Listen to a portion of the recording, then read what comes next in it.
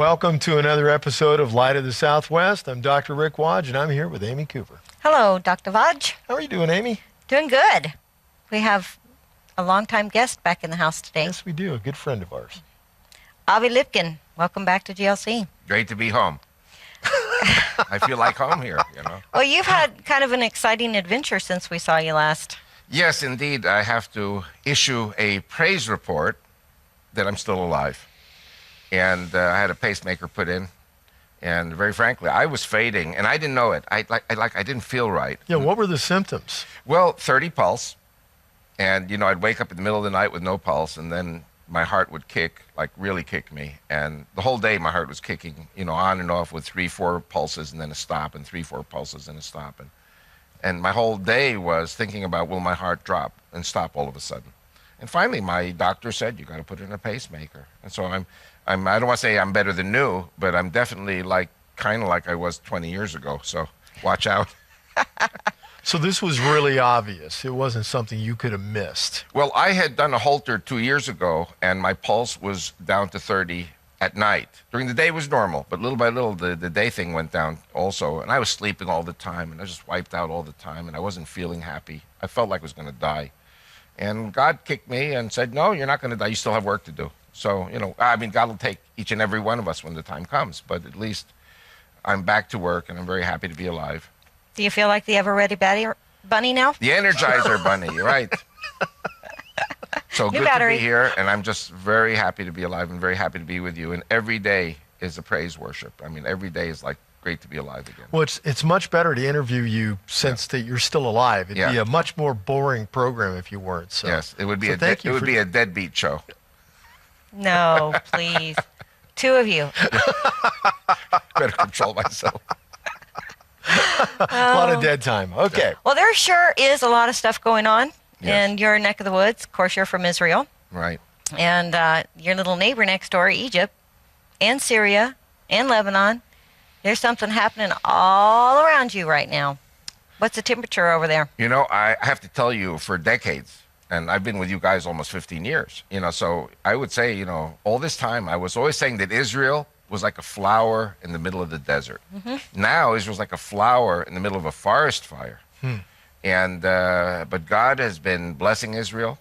The Israeli economy, relatively speaking, compared to the situation all over the world, has been doing well throughout this world crisis. Our tourism is constantly at higher and higher levels. And my son Aaron with the Lipkin Tours is doing very well. We've got like 300-400 people just came for Jubilee. I don't know if you heard of Tommy Waller. Mm-hmm. And they pick grapes in He's Israel. a friend of ours. So Tommy Waller, great guy, great ministry, and my son works very closely with him with the tourism aspects. We have now French Huguenots coming from France, hundreds of them.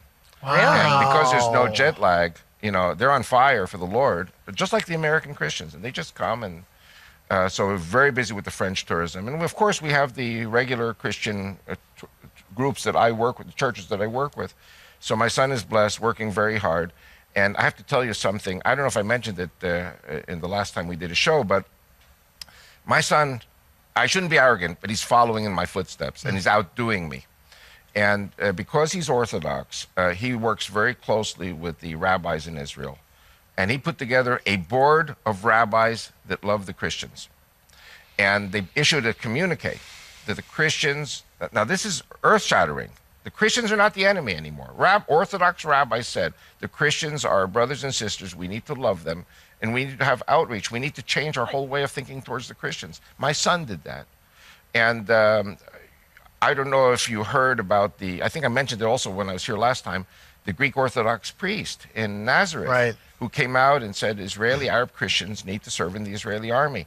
So when my son went with me to the Greek Orthodox priest's house, we were there for 3 hours with 5-6 Christian Arab Israeli army officers. And we had a wonderful meeting with them. And you're going to laugh when you hear this. I don't know if I mentioned it when I was here in the winter, but in November they said to me, oh, we would like to invite you for Christmas Eve dinner in our home in Nazareth.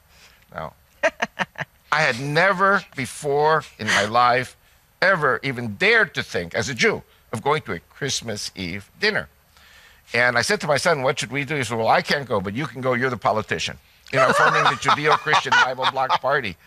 And so anyway, so I went there and I said, I'll just eat salads and hummus, nothing really cooked. No pork. It's not kosher. They normally have like a ham, though, don't they? They didn't have ham. Oh, okay.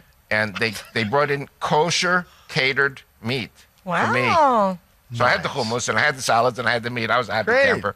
And there were 3 other senior Israeli army officers there with their families. This was, I don't want to say this is the Messianic era we're living in, but the fact that Arab-speaking Christians and Jews can come together at the table and eat together and have fellowship together.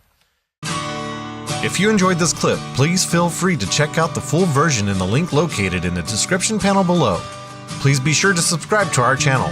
You can also connect with us on Facebook and Twitter. As always, help yourself to the diverse array of teachings located on this YouTube channel or on our website at glc.us.com.